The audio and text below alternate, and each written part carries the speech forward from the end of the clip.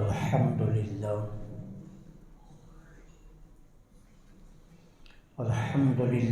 وحدہ والصلاة والسلام علی من لا نبی بعدہ وعلی آلہ واصحابہ الذین اوفوا عہدہ اما بعد فاعوذ باللہ من الشیطان الرجیم بسم اللہ الرحمن الرحیم یا ایہا الذین آمنوا کتب علیکم الصیام کما کتب علی الذین من قبلکم لعلکم تتقون آمنت باللہ صدق اللہ العظیم وصدق رسولہ النبی الکریم الامین ونحن علی ذلک لمن الشاہدین والشاکرین والحمد للہ رب العالمین مولائی صلی وسلم دائما ابدا علی حبیبک خیر الخلق کلہم فإن من جودک الدنیا وذرتها ومن علومک علم اللوح والقلم مولائی صلی وسلم دائما ابدا علی حبیبک خیر الخلق کلہم رضیت باللہ ربا وبالاسلام دینا وبمحمد صلی اللہ علیہ وآلہ وسلم نبیا ورسولا غریبا یا رسول اللہ غریبا یا رسول اللہ غریبا ندارم در جہاں جستوں حبیبا بری نازم کے ہستم امت تو گناہ گارم ولیکن خوش نصیبم۔ تمام تعریفیں اللہ رب العالمین جل سبحانہ و تعالی کے لیے خاص ہیں، جو ہم سب کا مالک بھی ہے اور ہمارا خالق بھی۔ کائنات ارض و سما کے ہر ذرے کے بدلے میں تا قیام قیامت اربوں خربوں کے حساب سے لگاتار ان گنت بے شمار درود و سلام آقا انعامدار مدنی تاجدار فخر دو عالم امام الانبیاء خاتم المرسلین سرکار مدینہ روحت قلب و سینہ صلی اللہ علیہ وآلہ وسلم کی ذات پاک پر کہ جن کے صدقے میں اللہ جل سبحانہ و تعالی نے ہمیں طرح طرح کی نعمتوں سے مالا مال فرمایا۔ انتہائی عزت کے لائق سامعین ذی محترم، اللہ رب العالمین جل سبحانہ و تعالی نے سورہ بقرہ کے اندر روزوں کی فرضیت کے بنیادی مقصد کو بیان فرمایا اور ارشاد فرمایا کہ ایمان والو تم پر روزے فرض کیے گئے ہیں جس طرح تم سے قبل کی امم پر فرض کیے تھے، اور اس فرضیت کا بنیادی مقصد اور روزوں کی عبادت کا بنیادی مقصد لعلکم تتقون، تاکہ تمہیں تقوی کی دولت نصیب ہو۔ ایک ہوتی ہے ظاہری طہارت اور ایک ہوتی ہے باطنی طہارت۔ ظاہری اور باطنی دونوں طہارتوں کا جب آپس میں ملاپ ہوتا ہے اور جب ایک وجود کے اندر ایک ہی وقت میں دونوں طہارتیں پائی جاتی ہیں تو پھر انسان کو تقوی کی دولت نصیب ہوتی ہے۔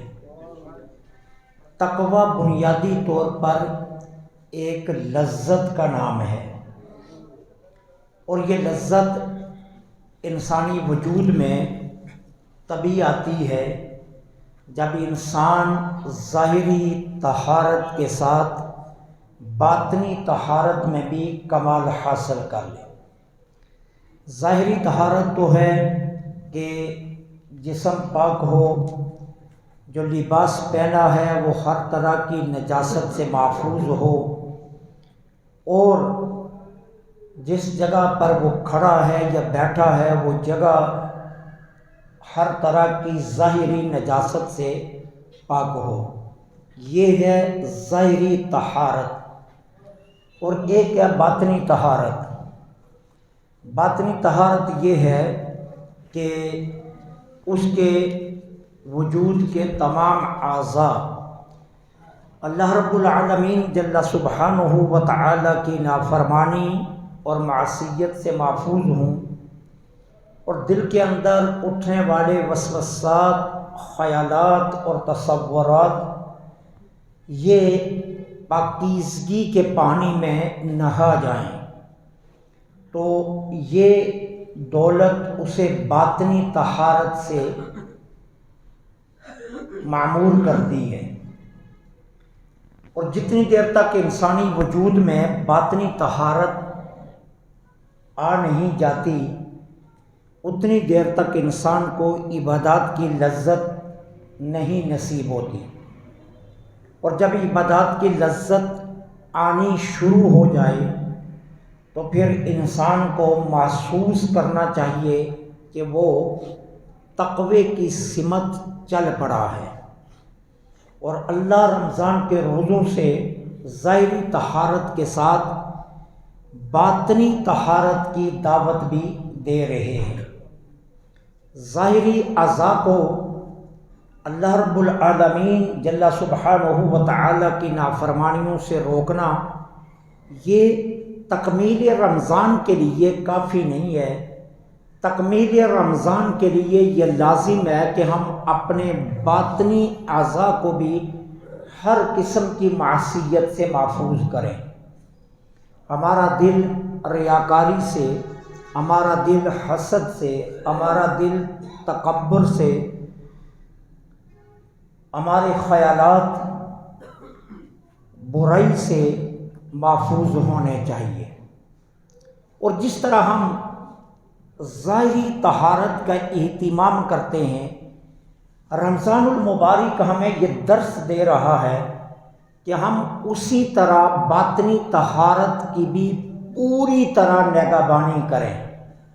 جب روزے کی حالت میں ہیں تو ہماری نگاہ بد نگاہی کی سمت نہیں بڑھنی چاہیے، ہمارے دل میں تکبر نہیں آنا چاہیے، ہمارے دل میں ریا نہیں آنی چاہیے، ہمارے خیالات اور تصورات پراگندہ نہیں ہونے چاہیے، ہماری سوچیں، ہماری فکریں یہ پاکیزہ رہنی چاہیے۔ یہ لازم ہے روزے کی لذت سے آشنائی کے لیے۔ اور اگر ہم نے اپنے آپ کو کھانے پینے سے روک کے رکھا، نفسانی خواہشات کی ظاہراً تکمیل سے روکے رکھا، لیکن ہم نے اپنے باطنی اعضاء پر نگاہ نہ رکھی اور ان کی نگہبانی نہ کی، ان کی حفاظت کے لیے ہم نے کاوش نہ کی، تو گویا ہم نے صرف بھوک اور پیاس کی مشق کی ہے، ہم نے رمضان کے بنیادی مقصد کی طرف قدم نہیں بڑھایا۔ اللہ تعالی عز و جل ہمیں بھوکا اور پیاسا رکھ کر خوش نہیں ہوتے۔ اللہ تعالی چاہتے ہیں کہ ہمارے وجود میں پاکیزگی داخل ہو جائے، ہمارے قلوب میں پاکیزگی گر کر جائے، ہمارے وجود میں تزکیہ داخل ہو جائے، اور رمضان کے روزوں کی مشق ہمیں اس منزل پر لا کر کھڑا کر دے جہاں ایک سچے مسلمان کو کھڑا نظر آنا چاہیے۔ اسلام بھی یہی مطالبہ کرتا ہے، اور رمضان کے روزے بھی اسی مشق کی طرف ہماری توجہ دلانا چاہتے ہیں۔ سیدنا حضرت ابو ہریرہ رضی اللہ تعالی عنہ کی مرویات میں سے یہ حدیث پاک موجود ہے کہ میرے آقا کریم علیہ الصلوۃ والسلام نے فرمایا ان اللہ لا ينظر الی صورکم ولا ينظر الی اموالکم، اللہ جل سبحانہ و تعالی نہ تو تمہاری شکلیں دیکھتا ہے نہ تمہارے مال کو دیکھتا ہے۔ اللہ کو اس سے کوئی غرض نہیں ہے کون گورا ہے کون کالا ہے، اللہ کو اس سے بھی کوئی غرض نہیں ہے کس کے چہرے کے نقش و نگار میں ترتیب دلکش ہے اور کس کے چہرے کے نقش و نگار میں ترتیب میں کشش موجود نہیں ہے۔ اللہ کو اس سے کوئی غرض نہیں ہے، وہ تمہارے ظاہری حسن کو نہیں دیکھتا، نہ ہی تمہارے مال کو دیکھتا ہے۔ اللہ یہ نہیں دیکھتا کہ امیر کون ہے، اللہ یہ بھی نہیں دیکھتا کہ غریب کون ہے، اللہ یہ بھی نہیں دیکھتا کہ آسائش دنیا سے کس کی زندگی پرتعیش ہے، اور اللہ یہ بھی نہیں دیکھتا کہ کون محرومیت کی زندگی گزار رہا ہے۔ وَلَٰكِنْ يَنْظُرُ إِلَىٰ قُلُوبِكُمْ وَأَعْمَالِكُمْ، میرے آقا نے فرمایا اللہ تو تمہارے دلوں اور تمہارے اعمال کو دیکھتا ہے۔ اس کی نگاہ قدرت تمہارے دلوں کی جانب ہے، وہ تمہارے دلوں کو دیکھ رہا ہے کہ تم کیا کر رہے ہو، تمہارے دل تمہارے وجود کو کیا کیا میسج کنوے کر رہے ہیں، تمہارے خیالات کی دنیا میں کتنی ہلچل ہے، تمہارے تصورات کی دنیا میں کتنا اکھاڑ پچھاڑ ہے، اللہ تو یہ دیکھنا چاہتا ہے۔ وہ تمہارے دلوں کو دیکھ رہا ہے اور تمہارے اعمال کو دیکھ رہا ہے، اس لیے اسے شکلوں سے کوئی غرض نہیں ہے۔ کس نے جناح کیپ پہن لی ہے تو کس نے سندھی پہن لی ہے، کس کے سر پر خوبصورت ٹوپی سجی ہے اور کس کے سر پر دستار ہے، اللہ کو اس سے کوئی غرض نہیں۔ اللہ تو یہ دیکھنا چاہتا ہے کہ کس کا دل پاکیزہ ہے، کس کے دل میں حسد نہیں، ریا نہیں، تکبر نہیں، کس کا دل تواضع سے لبریز ہے۔ اللہ یہ دیکھنا چاہتا ہے کہ تمہارے وجود کے اعضاء جو ہیں ان میں اللہ تعالیٰ کی اطاعت کا جذبہ کتنا موجود ہے۔ تو فرمایا اللہ تمہارے صورتوں اور تمہارے مالوں کو نہیں دیکھتا، وہ تو دیکھ رہا ہے تمہارے اعمال کو اور تمہارے دلوں کو دیکھ رہا ہے۔ اس لیے حضور داتا علی اجویری علیہ الرحمہ نے کشف محجوب کے اندر روزے کے آداب کا جو باب باندھا ہے، اس کے اندر آپ نے روزے کے آداب لکھتے ہوئے اپنا ایک واقعہ لکھا ہے۔ فرماتے ہیں جانے جانا مصطفیٰ جانے رحمت پہ لاکھوں سلام صلی اللہ علیہ وسلم رمضان کے اندر میرے خواب میں تشریف فرما ہوئے، تو میں نے حضور کی بارگاہ میں دست برسا عرض کیا اوصینی، حضور مجھے کوئی وصیت فرمائی۔ یہ حضور داتا علی اجویری کشف المحجوب میں لکھتے ہیں، فرماتے ہیں میں نے حضور کی بارگاہ میں عرض کیا اوصینی یا رسول اللہ صلی اللہ علیہ وسلم مجھے کوئی وصیت فرمائیے کہ جس کی وجہ سے میں کمال رمضان کو حاصل کر لوں، روزے کی جو بنیادی مقصد ہے میں اس تک پہنچ جاؤں۔ مجھے کوئی ایسی نصیحت ارشاد فرمائیے کہ جو روزے کی حلاوت اور روزے کی چاشنی سے مجھے آشنا کر دے اور روزے کی لذت جو ہے اس سے مجھے آشنا کر دیا جائے۔ بھوک اور پیاس میں کتنی مٹھاس ہے جو مجھے اس حقیقت تک پہنچا دے، اس طرح کی مجھے کوئی وصیت فرمائیے۔ تو میرے آقا نے مختصر ترین جو ارشاد فرمایا وہ کیا تھا، علی اجویری احبس حواسکا، اے علی اجویری اپنے حواس پر کنٹرول رکھو، اپنے اعضاء کو روک کر رکھو۔ بھوک اور پیاس سے رک جانا یہ کمال نہیں ہے، جس کو کھانا نہیں ملتا وہ بھی تو رکتا ہے نا، جس کو پانی میسر نہیں آتا وہ بھی تو پیاس کو برداشت کرتا ہے۔ بھوک اور پیاس کو برداشت کرنا یہ کمال نہیں ہے۔ احبس حواسکا، اپنے حواس کو قابو میں رکھنا یہ اصل کمال ہے۔ رمضان کے اندر انسان اس چیز کی مشق کرے کہ میں اس رمضان میں یہ تہیہ کرتا ہوں کہ میں اپنی نگاہ کی حفاظت کروں گا۔ جس طرح میرے ظاہراً روزے سے ہے اس طرح میری نگاہ کا بھی روزہ ہونا چاہیے، ہر طرح کی بد نگاہی سے یہ محفوظ رہنی چاہیے۔ یہ فیصلہ کر لیا جائے کہ میں اس رمضان میں اپنی زبان سے کوئی ایسا جملہ نہیں ادا کروں گا جو کل قیامت کے دن میری گرفت کا سبب بن جائے۔ سیدنا حضرت ابو سعید خدری رضی اللہ تعالی عنہ فرماتے ہیں جانے جانا صلی اللہ علیہ وسلم کی بارگاہ میں حاضر تھا. حضور کی بارگاہ میں ایک شخص حاضر ہوا. اس نے عرض کی اللہ کے رسول صلی اللہ علیہ وسلم مجھے کچھ ارشاد فرمائیے. تو آقا کریم نے فرمایا تقوی اختیار کرو. اس نے عرض کیا حضور کچھ وضاحت فرما دیجیے کہ میں تقوی کیسے اختیار کروں. تو میرے آقا نے سب سے پہلا جو ارشاد فرمایا وہ کیا تھا؟ فرمایا اپنی زبان کو اپنے قابو میں رکھو. تمہاری زبان خیر کے علاوہ نہ بولے، تمہاری زبان ذکر الہی کے علاوہ نہ کھلے، تمہاری زبان جب بھی کھلے خیر کے لیے کھلے، اور تمہاری زبان جب بھی چلے وہ ذکر الہی میں چلے. ذکر الہی اور خیر کے علاوہ تمہاری زبان سے کچھ نہیں نکلنا چاہیے. فرمایا تقوی اختیار کرو. اس تقوی کا آغاز میرے آقا نے زبان سے ارشاد فرمایا. فرمایا اپنی زبان کی حفاظت کرو. تمہاری زبان سے کوئی جملہ کوئی ایسا کلمہ نہیں نکلنا چاہیے جو تمہاری گرفت کا سبب بن جائے. حضرت لقمان سے کسی نے پوچھا تھا کہ آپ اس مقام پر کیسے پہنچے، اس درجے پر کیسے پہنچ گئے، کیسے یہ درجہ آپ کو نصیب ہوا کہ انبیاء میں آپ کا نام نہیں ہے لیکن اس کے باوجود اللہ قرآن میں آپ کا نام لے کر آپ کا ذکر کر رہا ہے. آپ کے نصائح کو قرآن کا حصہ بنایا گیا. حضرت لقمان کے جو نصائح تھے انہیں قرآن کا حصہ بنایا گیا.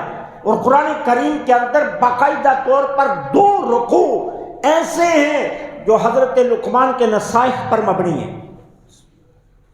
پوچھنے والے نے پوچھا یہ بتائیے کہ یہ مقام، یہ درجہ، یہ مرتبہ آپ کو کیسے ملا کہ آپ اس مقام پر چلے گئے کہ قرآن کریم آپ کی عظمت کو بیان کر رہا ہے، قرآن آپ کے اقوال کو حقائق کر رہا ہے، قرآن آپ کے نصائح کو بیان کر رہا ہے. تو کتنا مختصر ترین جواب تھا.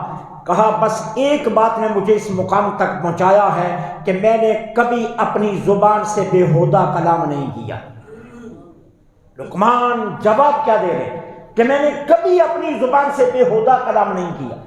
اس ایک مشق نے، اس ایک چیز نے مجھے اس مقام پر لا کھڑا کیا کہ میں اللہ کی بارگاہ میں اس رتبے پر پہنچ گیا.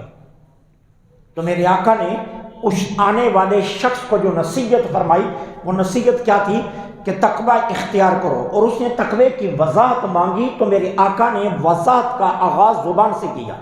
فرمایا سب سے پہلے اپنی زبان کی حفاظت کرو.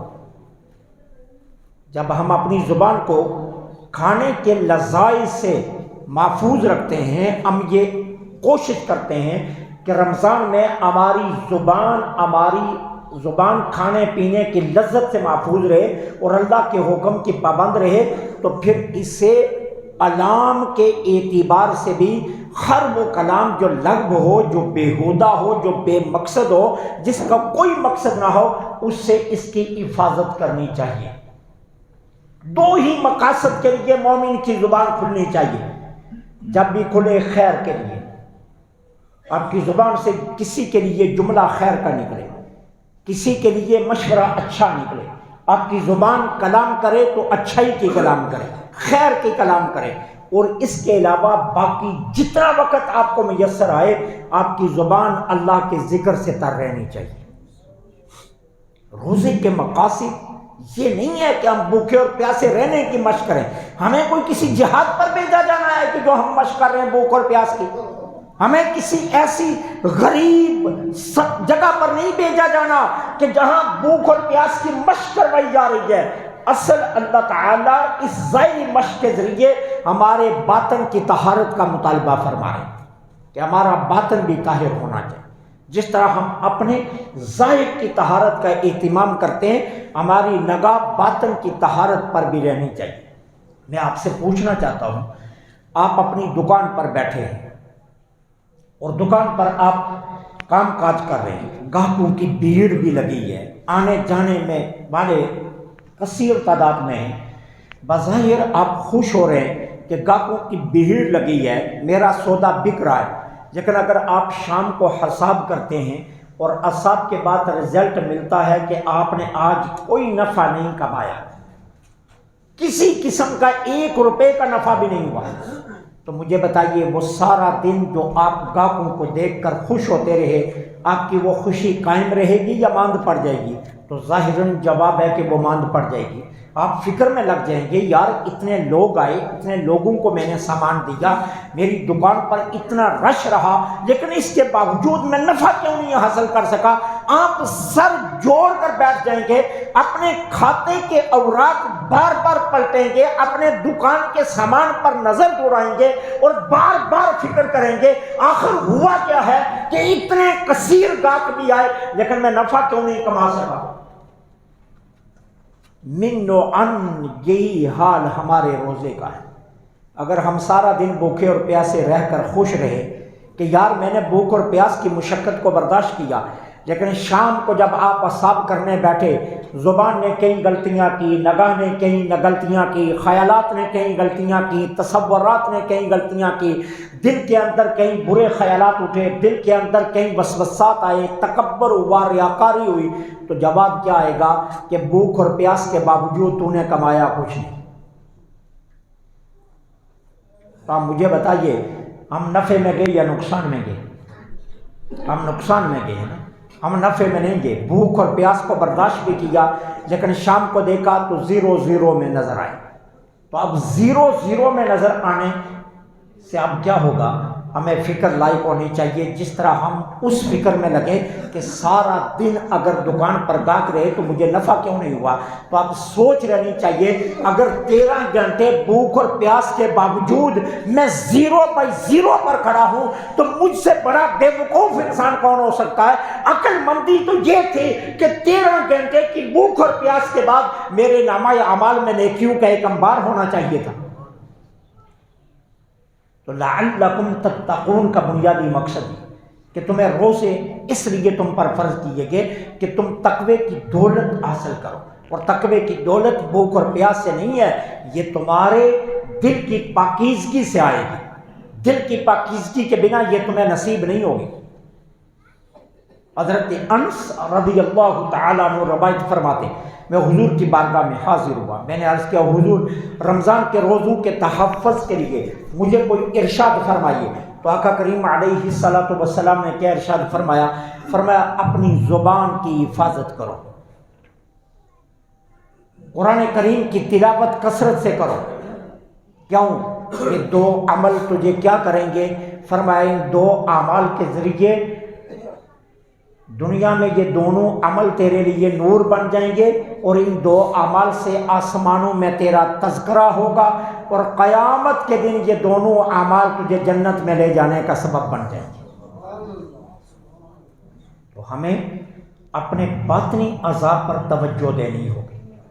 ہمارے دل میں کوئی ریا نہیں آنی چاہیے، کوئی تکبر نہیں آنا چاہیے، ہمارا دل ہمیشہ تواضع سے لبریز رہنا چاہیے۔ ہماری زبان سے کوئی جملہ، کوئی لفظ فضول بیہودہ نہیں نکلنا چاہیے، کوئی ایسا جملہ نہیں نکلنا چاہیے کہ جو کسی دوسرے کی تکلیف کا سبب بن جائے۔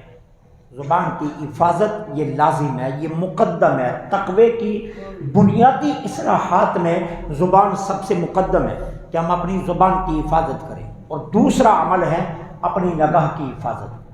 جب ہم اپنی نگاہ اور اپنی زبان کی حفاظت کرنے میں کامیاب ہو گئے تو میرے آقا کا فرمان سننا۔ میرے آقا نے فرمایا 3 چیزوں کی ضمانت تم دے دو، میں اللہ کا رسول تمہیں جنت کی ضمانت دیتا ہوں۔ وہ 3 چیزیں کیا ہیں؟ ایک اپنی نگاہ کی ضمانت، ایک زبان کی ضمانت، ایک شرمگاہ کی ضمانت دے دو۔ فرمایا 3 چیزوں کی ضمانت تم دو، میں اللہ کا رسول تمہیں جنت کی ضمانت دیتا ہوں۔ کہ تمہاری نگاہ بد نگاہی کی جانب نہیں جانی، تمہاری نگاہ بری سمت نہیں اٹھنی چاہیے، تمہاری نگاہ سے کوئی ایسا عمل سرزد نہ ہو جو اللہ کی نافرمانی کا سبب بنے۔ ہمارے بہت سے دوست انہیں شیطان ورگلاتا ہے، تم دیکھ رہے ہو تو تمہارے دیکھنے میں کون سا کوئی تمہارے برے ارادے ہیں، تمہارے برے خیالات ہیں؟ نہیں، تمہارا کوئی برا ارادہ، کوئی برا خیال نہیں ہے، تم تو اچھے ارادے سے دیکھ رہے ہو، نیک ارادے سے دیکھ رہے ہو، تم کون سے برے ارادے سے دیکھ رہے ہو؟ میں آپ سے پوچھنا چاہتا ہوں، آپ اچھے مسلمان ہیں یا صحابہ سب سے اچھے مسلمان؟ صحابہ کرام سے بڑا مسلمان کون ہو سکتا؟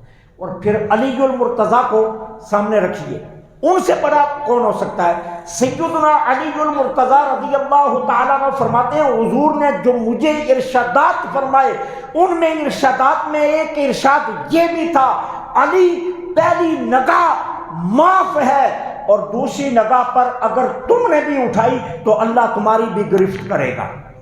اگر علی المرتضیٰ جیسی ذات کے لیے یہ حکم ہے تو میں اور آپ کہاں کھڑے؟ میری اور آپ کی حیثیت کیا ہے؟ ہم کتنے نیک ہو سکتے ہیں؟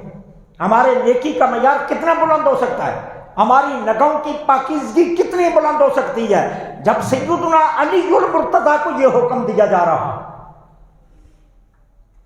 اس لیے رمضان تنہا بھوک اور پیاس کا نام نہیں ہے کہ ہم بھوک اور پیاس کی مشقت سے گزرتے رہیں، نہیں، رمضان ہمیں تقوی کی دولت سے معمور کرنا چاہیے کہ ہمیں تقوی کی دولت نصیب ہو جائے، اور تقوی کی دولت کے حصول کے لیے یہ لازم ہے کہ ہم باطنی طہارت پر توجہ دیں۔ ظاہری طہارت تو ہر کوئی کر رہا ہے، ہم اچھا لباس پہنتے ہیں، غسل کرتے ہیں، وضو کرتے ہیں، خوشبو لگاتے ہیں، لباس عمدہ ہوتا ہے، ظاہری پر ہماری بہت توجہ ہے، لیکن اللہ تعالیٰ چاہتا ہے کہ تمہارے ظاہری طہارت سے باطنی طہارت اعلیٰ درجے کی ہونی چاہیے، باطنی طہارت کی طرف تمہاری توجہ زیادہ رہنی چاہیے۔ رمضان کی جو ہے نا وہ چاشنی، حلاوت، مٹھاس تبھی تمہیں نصیب ہوگی۔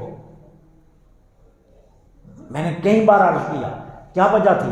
آج آپ کے گھر میں لذتیں موجود ہیں، آج آپ کے دسترخوان پر کئی طرح کے کھانے لگتے ہیں، لیکن اس کے باوجود کبھی کبھی آپ کو گلا شکوہ بھی ہو جاتا ہے، آج سالن اچھا نہیں بنا، آج فلاں چیز اچھی نہیں بنی، آج یہ چیز اچھی نہیں بنی۔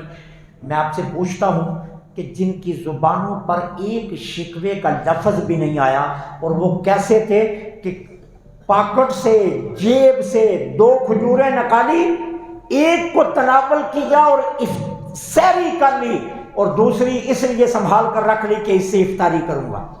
ایک کھجور سے سحری کی جا رہی ہے اور ایک کھجور سے افطاری کی جا رہی ہے، اور ساتھ پانی کا ایک گلاس پیا جا رہا ہے، لیکن اللہ سے کوئی شکوہ نہیں، کوئی گلہ نہیں ہے، اور ان کو بھوک بھی نہیں ستا رہی، پیاس بھی نہیں ستا رہی۔ میں نے پچھلے جمعۃ المبارک کے موقع پر آپ کی خدمت میں عرض کیا تھا، لوگ کہتے ہیں ہم دیہاڑی دار ہیں، ہم مزدور ہیں، ہم محنت کرتے ہیں، ہم کیسے روزہ رکھیں؟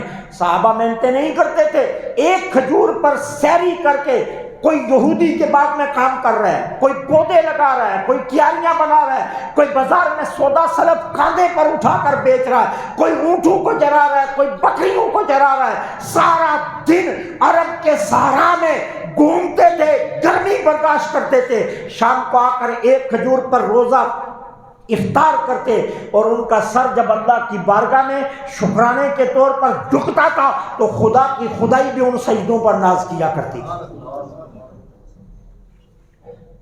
اس لیے رمضان بھوک اور پیاس کی مشق سے گزرنے کا نام نہیں ہے، ہمیں اپنے باطنی اعضاء پر غور کرنا ہوگا کہ رمضان میں ہم کیا کیا کر رہے ہیں۔ اگر جھوٹ بولنا نہ چھوڑا اور بھوک اور پیاس کو برداشت کیا تو ہم نے روزہ نہیں رکھا، غیبت کرنی نہیں چھوڑی تو ہم نے روزہ نہیں رکھا، چغل خوری نہیں چھوڑی تو ہم نے روزہ نہیں رکھا۔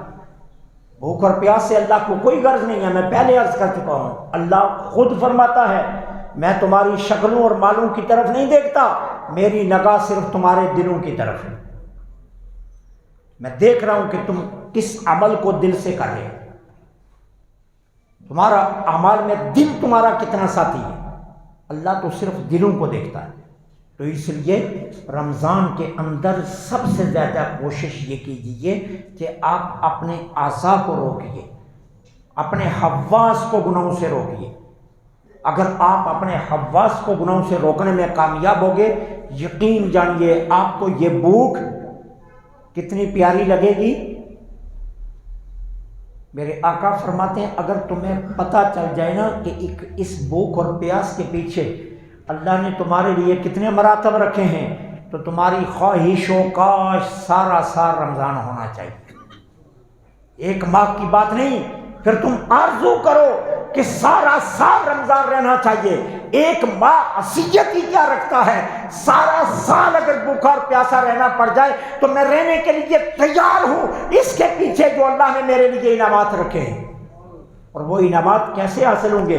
بھوک اور پیاس سے نہیں، وہ آواز کو اپنے قابو میں رکھنے سے، نگاہ کی حفاظت، زبان کی حفاظت، خیالات کی حفاظت، دل کی حفاظت، اس سے آپ کو روزے کی حلاوت نصیب ہوگی۔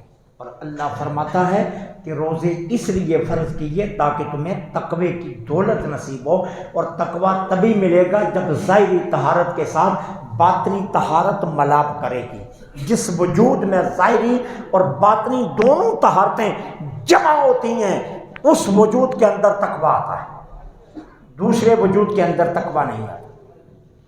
تو تقوی کے لیے یہ لازم ہے، روزے کے مقصد کو پانے کے لیے یہ لازم ہے کہ ہم اپنے باطنی اعضاء پر گہری نظر رکھیں اور اپنے باطنی اعضاء کو ہر قسم کے گناہ سے بچانے کی کوشش کریں۔ اگر یہ رمضان ہماری اس مشق میں کامیاب ہو گیا تو سمجھ لیجئے آپ روزے کے اصل مقصد کی طرف چل پڑے۔ ایک نہ ایک دن رمضان آپ کو اس جگہ پر جا کھڑا کرے گا جہاں میرے آقا کا فرمان ہے۔ حضرت جابر بن عبداللہ رضی اللہ تعالیٰ عنہ روایت فرماتے ہیں، جانے جانا صلی اللہ علیہ وسلم نے فرمایا، جس نے رمضان کا روزہ رکھا، حلال کو حلال جانا، حرام کو حرام جانا، اپنی زبان کی حفاظت کی اور بیہودہ کلام سے اپنے آپ کو بچانے میں کامیاب رہا، اور پھر اللہ کے حرام کردہ کاموں سے اپنے آپ کو بچا گیا، فرمایا رمضان کے روزے جب ختم ہوتے ہیں اللہ اس کو اتنا گناہوں سے پاک کر دیتا ہے جس طرح بچہ ماں کے پیٹ سے نکلتے ہوئے گناہوں سے پاک ہوتا ہے۔ تو یہ مقصد تبھی ہوگا کہ جب ہم اپنی باطنی طہارت پر نظر رکھیں کہ ہمارا ظاہر کے ساتھ ہمارا باطن بھی گناہوں سے پاک رہنا چاہیے۔ اگر یہ مشق میں کامیاب ہوں گے تو ہم رمضان کے روزے کے مقصد کو حاصل کرنے میں کامیاب ہو جائیں گے، ورنہ تنہا بھوک اور پیاس سے میرے اللہ کو کوئی غرض نہیں ہے۔ ان اللہ لا ينظر الى صورکم ومالکم، اللہ تمہاری صورتوں اور تمہارے مالوں کو نہیں دیکھتا، ولکن اللہ ينظر الى قلوبکم واعمالکم، اللہ تمہارے دلوں اور تمہارے اعمال کو دیکھتا ہے۔ اللہ مجھے آپ کو